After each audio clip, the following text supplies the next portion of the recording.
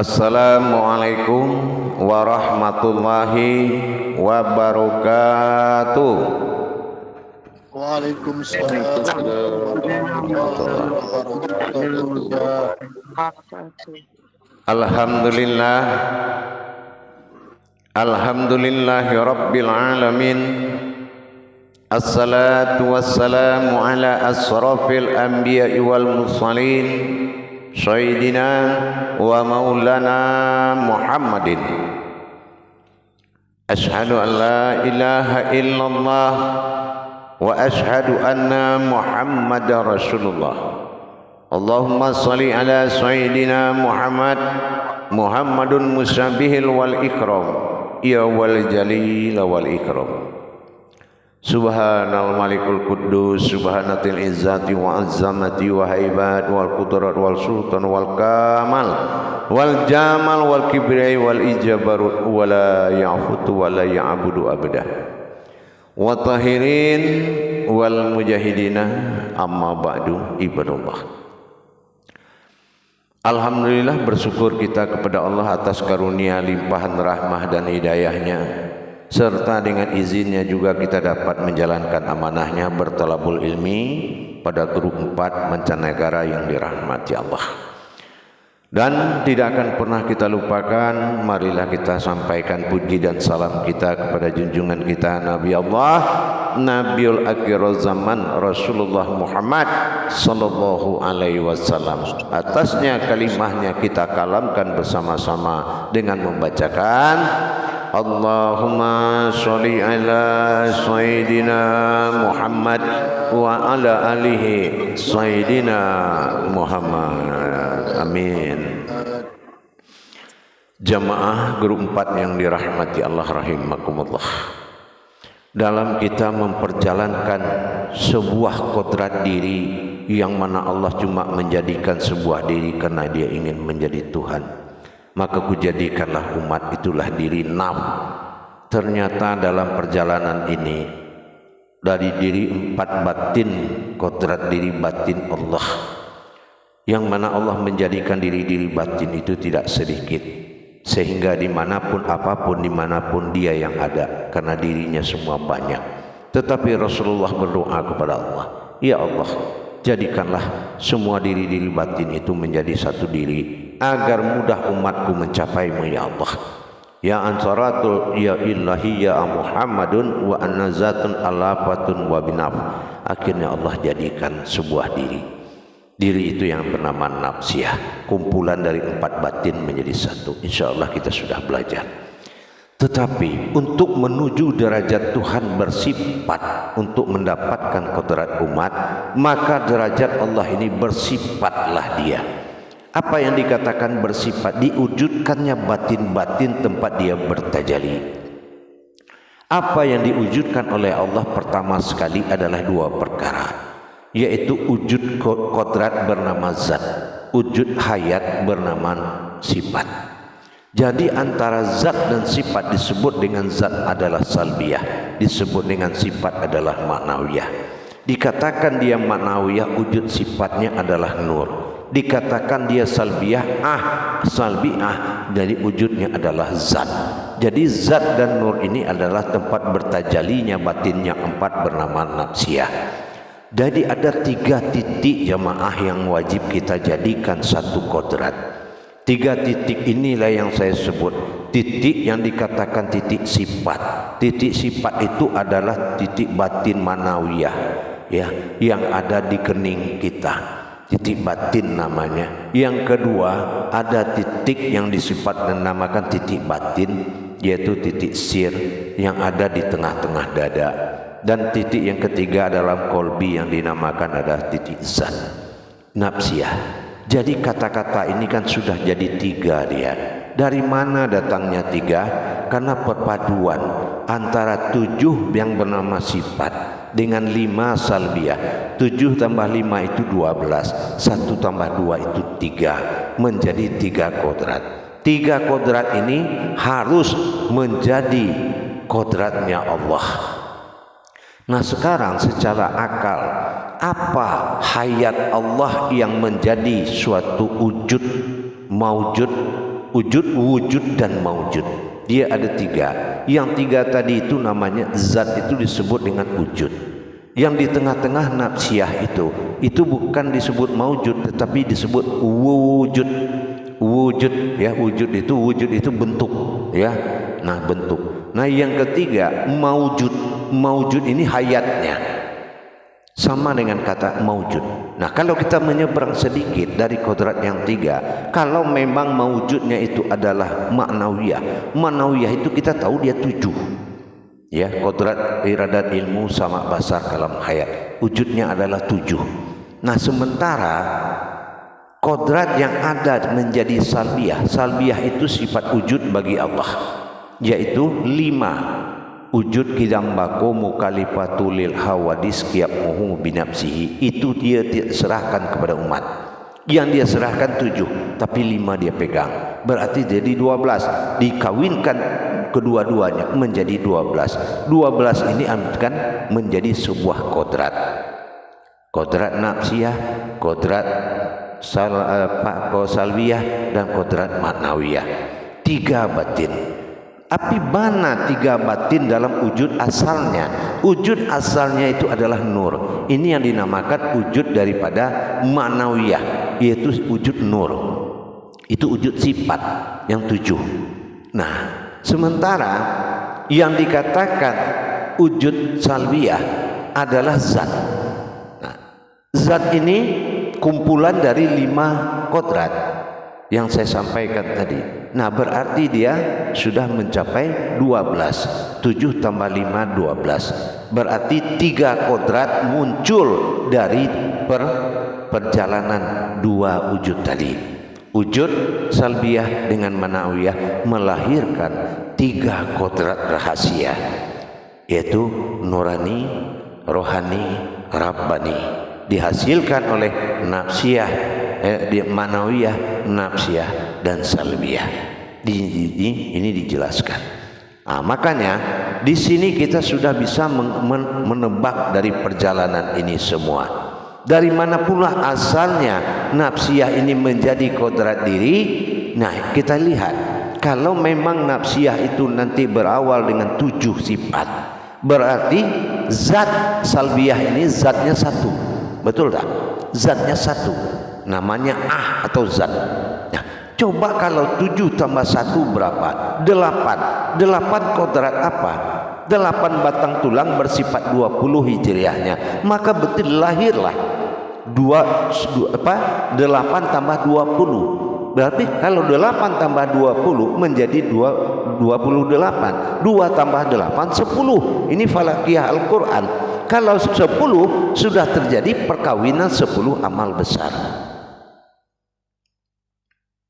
Nah, tapi untuk tahap kajian kita yang tidak bernafsu kita mengkaji, bagaimana cara menyatakan 3 titik dalam alif atau 3 wujud dalam diri tadi menjadi 1 panggilan, yaitu panggilan keakuannya Allah. Nafsiyah, aku juga. Salbiyah, aku juga. Nafsiyah adalah aku. Berarti dia harus memanggil yang 3 kodrat ini dengan 1 panggilan, bertemu 3-tiganya. Bagaimana menjalankannya? Sementara panggilan hanya 1 patah kata, sementara yang akan dipanggil 3. Nah, inilah tajalli adanya awalnya kodrat dari sifat nafsiyah, sifat daripada manawiyah itu adalah nur. Yang kodrat dari nafsiyah adalah sir, batin. Sementara kodrat dari salbiyah adalah zat. Nah, berarti nur, batin, zat harus dulu menjadikan nur, menjadikan zat, dan menjadikan batin, baru boleh kita bercerita maknawiyah, salbiyah, dan nafsiyah. Kalau belum ini kodratnya berdiri yang bertiga ini, maka kita belum boleh mengkalamkan kata-kata maknawiyah, nafsiyah, dan salbiyah. Baik, kita lakukan muzakarahnya. Salu muzakaratun fil jami'ati rahimakumullah. La ilaha illallah wallahu akbar. Silakan juru tablik memandu jamaahnya, memimpin untuk memberikan pertanyaan. Terima kasih Buya Mursyid. Assalamualaikum warahmatullahi wabarakatuh kepada Buya dan para jemaah. Waalaikumsalam. Negara yang dikasihi Allah rahimakumullah dimanapun anda berada. Luar biasa malam ini yang telah kita kaji pada tausiah yang lepas adalah berkaitan dengan 4 batin Tuhan yang bersatu menjadi satu. Dan ada banyak batin Tuhan ini setelah Rasulullah SAW ini berdoa kepada Tuhan supaya jadikan batin itu satu, supaya mudah untuk umat mengenal dan mencapainya. Jadi di dalam kita menjalankan jalan tauhid ni ada pelbagai cara, dan 3 pokok utamanya iaitu Jabariyah, Falakiyah dan Hijaiyah. Jadi sudah terang lagi bersuduh apa yang disampaikan oleh Buya sebentar tadi mengenai Falakiyah di dalam kita menjalankan batin-batin dan bertajali. Jadi malam ini gunakan kesempatan yang sedia ada ini untuk bertanyakan, semoga dengan pertanyaan di setiap yang terlintas di fikiran hati kita memberi kita lebih kefahaman lagi insya-Allah. Jadi tanpa melengahkan masa, para jemaah saya persilakan dengan menekan tanda tangan untuk bertanyakan soalan. Jadi saya persilakan Imam Noktah selaku Imam Grup bertanyakan dan membuka kalam ke Buya. Silakan. Assalamualaikum warahmatullahi wabarakatuh, Buya. Waalaikumsalam warahmatullahi wabarakatuh. Amin. Barakallah, barakah Rasulullah sallallahu alaihi wasallam. Insyaallah. Amin. Semoga Buya senantiasa dalam rahmat Allah dunia dan akhirat. Amin. Amin insyaallah. Jadi menyambung daripada kalam Buya, bagaimana ingin menyatukan pada 3 kudrat pada 1 batin. Itulah dikatakan yang dikatakan Allahu. Allah itu aku. Bermakna dia bertajali dalam wujud, maka untuk menzahirkan dirinya kepada wujudnya. Itulah katakan diri aku Allah. Allah itu adalah aku, kepada menyatakan aku adallahu Allah. Itulah katakan daripada nafsiyah kepada salbiyah, itu zat yang merupakan kudrat ini wujud kidam baqa mukhalafatu lil hawadis qiyamuhu bi nafsi. Yang dimaksudkan Buya tadi, maksudnya mengatakan bahawasanya hu itu menyatakan pada satu kudrat. Itulah diri Rabbani Rohani Nurani. InsyaAllah mohon Buya perjelaskan kepada kami insyaAllah. Assalamualaikum warahmatullahi wabarakatuh. Iya. Yang wujudnya itu pasti ke situ semua. Sekarang ini sifat itu sebagai nur itu sudah ada belum? Zat itu sudah ada belum? Batin itu sudah ada belum? Ini batasan kajian. Ya. Sudah ada apa belum? Kalau ada dari mana adanya? Kalau belum ada dijalankan. Nah gitu. Ini tajuk yang menjadi awal perhatian kita. Kalau hanya manawiyah semua itu adalah nur. Kalau salbiyah cerita daripada itu adalah zat. Dan kalau diri semuanya daripada itu adalah nafsiyah. Tapi kodrat dia sudah ada atau belum? Inilah yang dikatakan wujud, wujud dan maujud. Karena dia butuh maujud. Nah, jadi kita harus mendirikan kodrat itu terlebih awal. Karena kalau kodrat itu tak ada, semua juga tidak ada. Kan sudah ada kata kalamnya kodrat, iradat, ilmu. Terbangkit kodrat, mewujud, iradat, jelaslah ilmu. Nah sekarang kita cerita nafsiyah, salbiyah, manawiyah, kodratnya mana? Apa kodrat usulnya?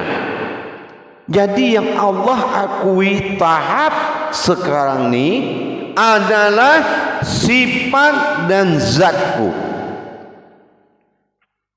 Mana sifatku, mana zatku.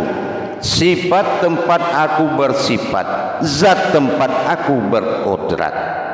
Tempat aku bersifat dan tempat aku berkodrat itu mana? Nurku mana? Zatku mana?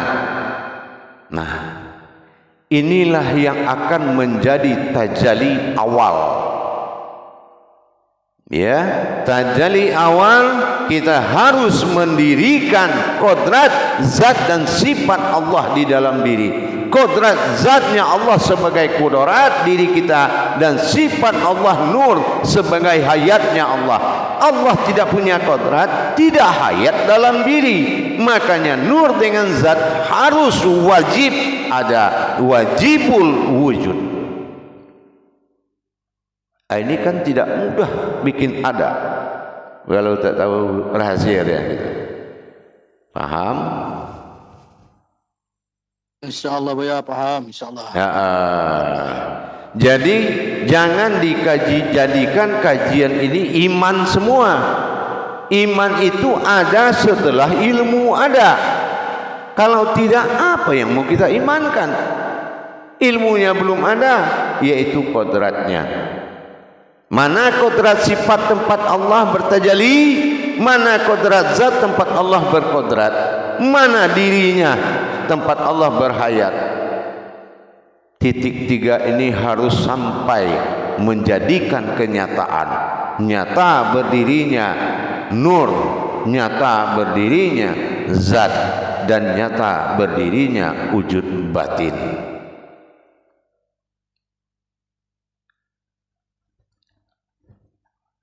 Paham? Nah, silakan yang lain kalau bertanya. Alhamdulillah, Imam Nokta, terima kasih atas soalannya. Jadi secara tuntasnya tadi yang disampaikan oleh Buya adalah berdirinya apa yang dikatakan nur di dalam diri, berdirinya apa yang dikatakan sifat, dan berdirinya apa yang dikatakan zat. Jadi sebenarnya dalam kita mengkalamkan sesuatu itu agak mudah, tetapi untuk memperjalankan bertajalli Allah itu ramai yang menghadapi halangan. Maka itu yang akan kita cairkan malam ini, insyaAllah. Terima kasih Buya juga sudah meluruskan pertanyaan. Jadi kita teruskan pula sesi malam ini. Jangan terhenti di sini, jangan membiarkan grup sunyi. Tekan tanda tangan dan ajukan soalan. Silakan. Okey, baik, Pak Man Bayu, lama tak nampak. Selamat bergabung dan silakan bertanya. InsyaAllah. Assalamualaikum warahmatullahi wabarakatuh, Buya. Waalaikumsalam warahmatullahi wabarakatuh. Tadi Buya ada mengatakan nur zat batin.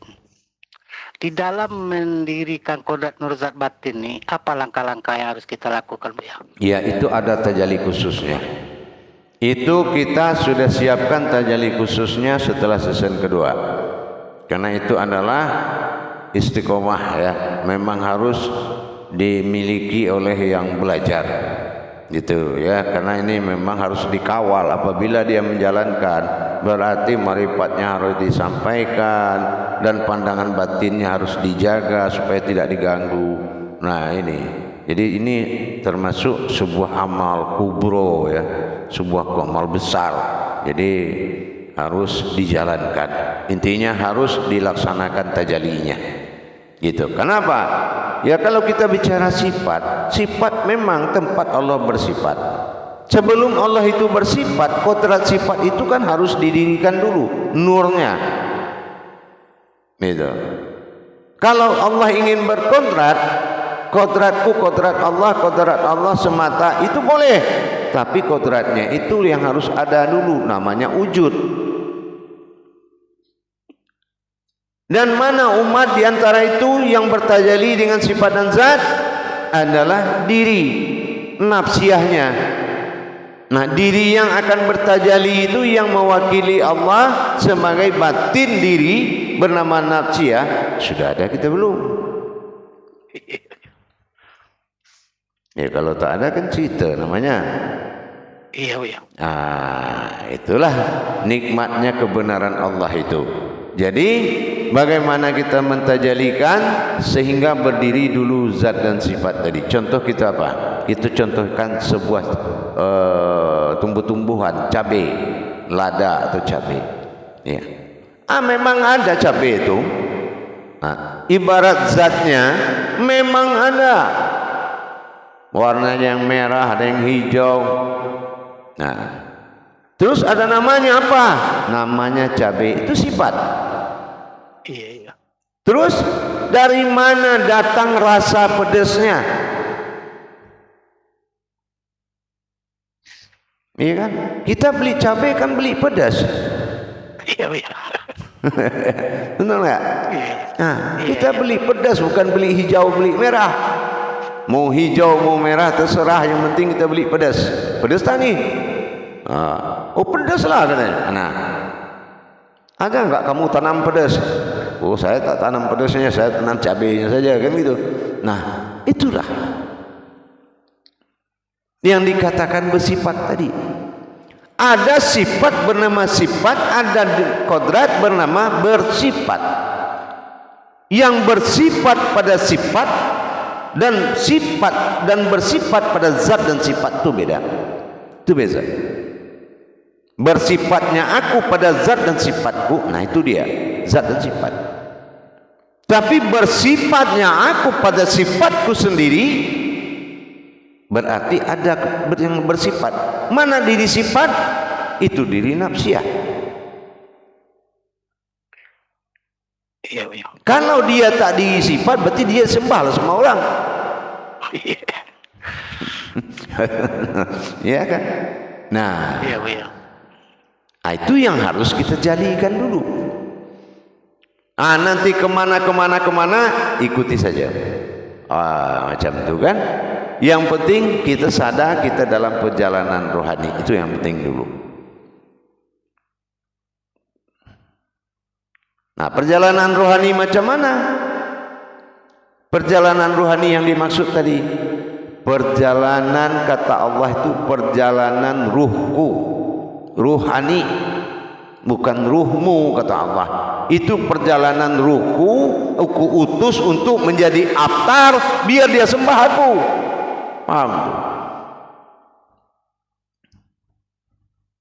Aku utus rohaniku, kujalankan menuju diri rahasia supaya dia sembah aku.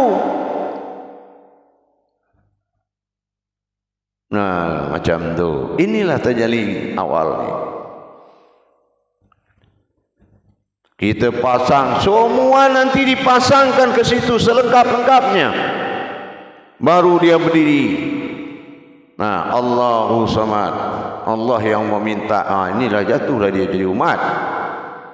Umat yang meminta kepada Tuhan wahid tunggal, ya kan? Apa yang dia minta, aku berkehendak. Apa yang aku kehendaki, nur, jadilah Muhammad. Kan macam tu. Tapi kesempurnaan itulah yang harus kita dirikan sekarang.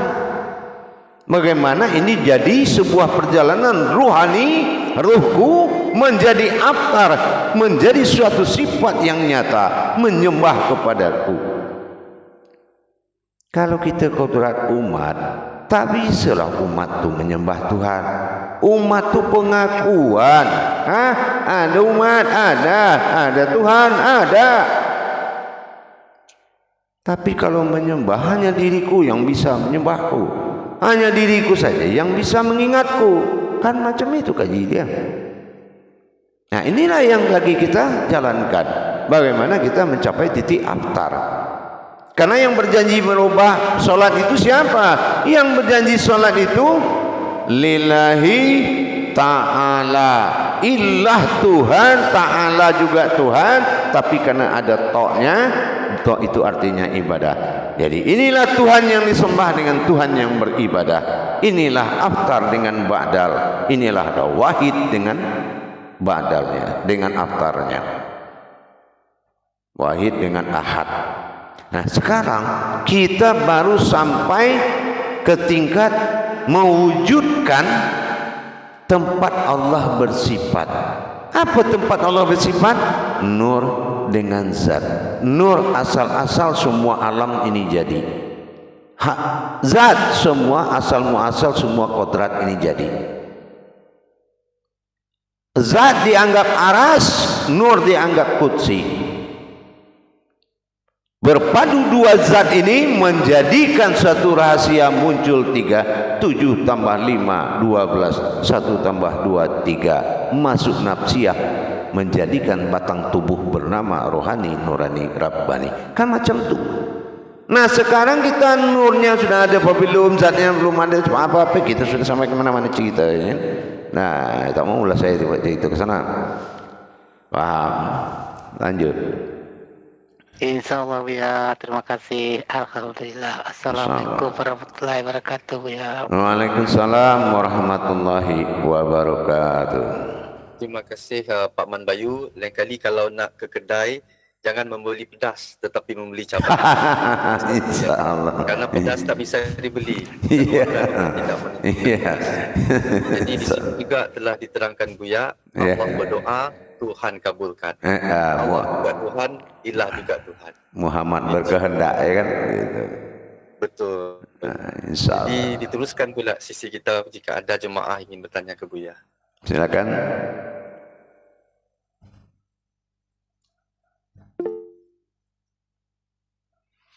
Okey, dipersilakan Kak T selaku wakil daripada Muslimah.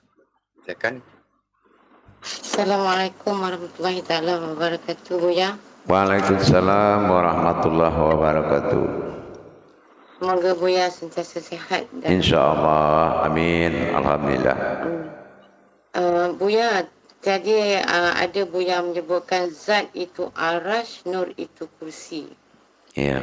Di mana kajian lalu ada arash dan kursi itu ada pada kursi itu pada pandangan dan arash itu ada pada. Ya. Ya macam tu juga tadi jawapannya. Itu setelah tajalli lah kita bahas itu. Ya kan? Nanti sekarang beban kita macam mana wujudkan ada nur dengan zat dulu. Gitu. Nanti saya buka rahsianya akan beza nanti pemahamannya. Nah ya, nanti saya buka. Macam ni contohnya kita mengkaji dari kemarin tu mengenai wujud batin menjadi nafsiyah. Adakah kita menyangka kalau wujud batin yang 4 itu menjadi kodrat diri bernama nafsiyah? Pernah enggak kita mendengar dari yang lain-lain dulu? Nah, umpamanya, adakah kita menyangka? Dan apa nafsiyah ini?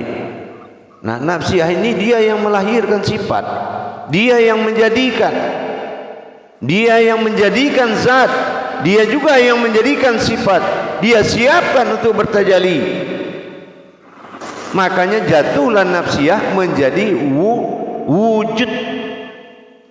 Wujud itu artinya yang menggerakkan, yang melihat dan menjalankan. Itu buah sebuah batin bernama nafsiyah. Nah, makanya di sini nanti kita akan paham lagi, memperdalam ke dalamnya lagi nanti. Seperti nafsiyah itu kenapa dibilang aku, ya kan? Nah, kenapa ada kata-kata aku di dalam nafsiyah? Nah, nafsin nah ternyata nanti akan ketemu sesuatu yang akan kita kaji lagi. Tapi sekarang kita berusaha menjadikan tempat bersifat dulu Allah. Di mana dia berkodrat ada zat, di mana dia bersifat ada nur, dan di mana dia berwujud ada batin. Nah, nafsiyah. Jadi ini harus kita siapkan dulu, barulah kita wujudkan nanti. Karena perhitungannya beza nanti itu. Seperti kita menghitung kodrat sifat. Sebetulnya kita tak boleh dulu bercakap kepada sifat manawiyah. Karena ini sudah terlalu jauh kita nanti ini.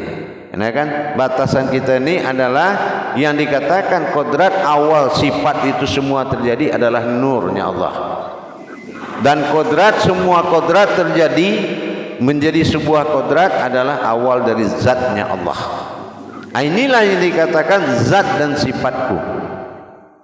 Bagaimana aku, kata Allah, bersifat pada zat dan sifatku, sehingga aku bersifat juga pada sifatku, makanya tidak menjadi umat manawiyah. Manawiyah itu bukan manusia. Kenapa?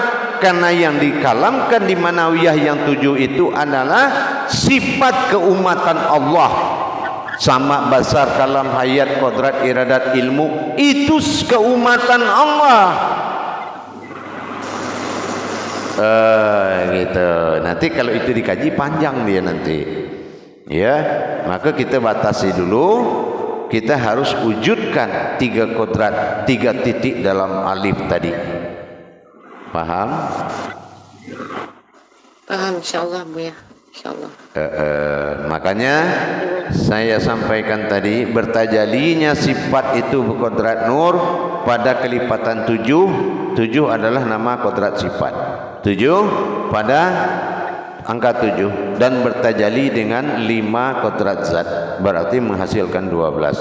Nah, 12 dalam hijahiyah tadi ada 24 dan 00. 24 jatuh ke kodrat 2 tambah 4, 6. 6 itu sifat alam.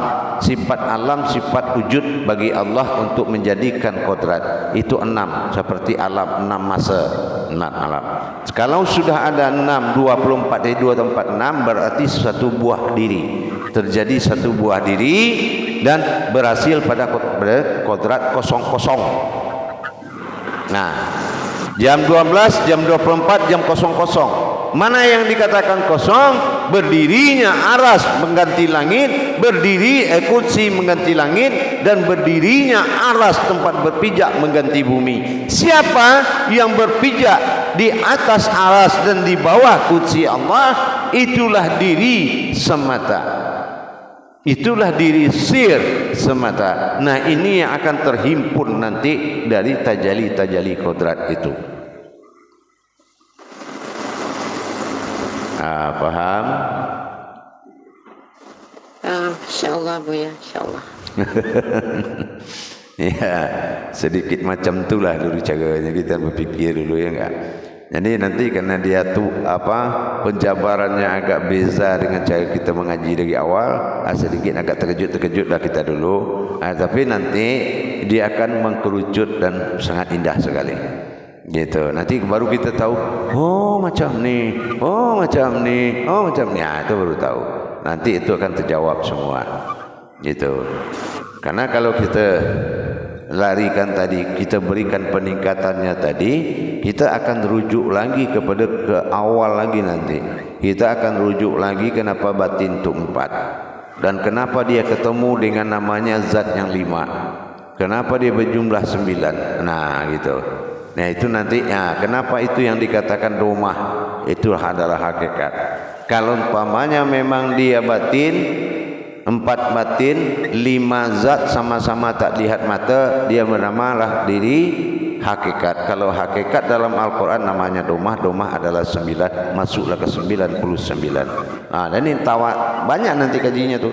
Tapi tahap awal ini kita harus mendirikan sumber dia dulu. Sumber sifat adalah nur, sumber kodrat adalah zat, sumber batin adalah diri. Ini harus ketemu dalam 3 kodrat.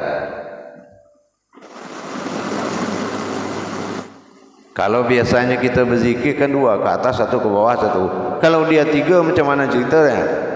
Gitu. Berarti kita sudah menemui kesulitan. Kalau sudah kita menemui kesulitan, kajinya sudah bagus. Karena kamu tak bisa lagi main akal. Mindakmu tak kerja lagi, minda istirahat dia, ya kan? Nah, sudah batinlah yang berjalan lagi. Nah, macam tu, faham? Mana tunggu yang terlihat je lah Buya, insyaAllah. InsyaAllah. Kodrat awalnya dulu yang harus kita jadikan. Nah, itu yang harus kita jadikan nanti setelah sesi berikutnya nanti, ya. Terima kasih Buya. Assalamualaikum warahmatullahi wabarakatuh. Waalaikumsalam warahmatullahi wabarakatuh. Terima kasih Kak T di atas soalan yang ditanyakan. Memang benar apa yang disampaikan oleh Buya sebentar tadi. Semakin tinggi kajinya, akal kita tidak mampu mengejar sampai sampai dilelah, penat. Jadi yang tinggal cuma batin semata. Apabila dipasrahkan zahir, yang memandu adalah batin. InsyaAllah. Jadi saya persilakan Bu Rima untuk mengajukan soalan ke Buya. Gunakan kesempatannya. InsyaAllah. Assalamualaikum warahmatullahi wabarakatuh, Buya. Waalaikumsalam warahmatullahi wabarakatuh. Saya nak tumpang tanya pada Buya. Pada tausiah Buya ada mengatakan pertemuan hayat Allah, zat Allah, sifat Allah berasal daripada sebuah sukun di alam sir. Dan disitulah berdirinya pertemuan zat Allah dan sifat Allah yang bertajalli pada nas melalui nafnya. So, apakah perbezaan antara nas dan nafnya, Buya? Terima kasih, Buya. Ya, kalau nasnya akan menjadi sifat tajalli insan. Tapi kalau nafnya dia akan bertajalli kepada ihsan. Nah, itu beza dia tuh. Makanya dikatakan daripada kodrat sifat nafsiah tadi, nafsin nas naf dan nas. Nah, gitu ya. Naf dan nas artinya kembali kepada nafas, kembali kepada wujud nafas, kembali kepada wujud diri yang sebenarnya. Nah, makanya kalau kita buka itu nanti tinggal tugas kita yang wajib nih.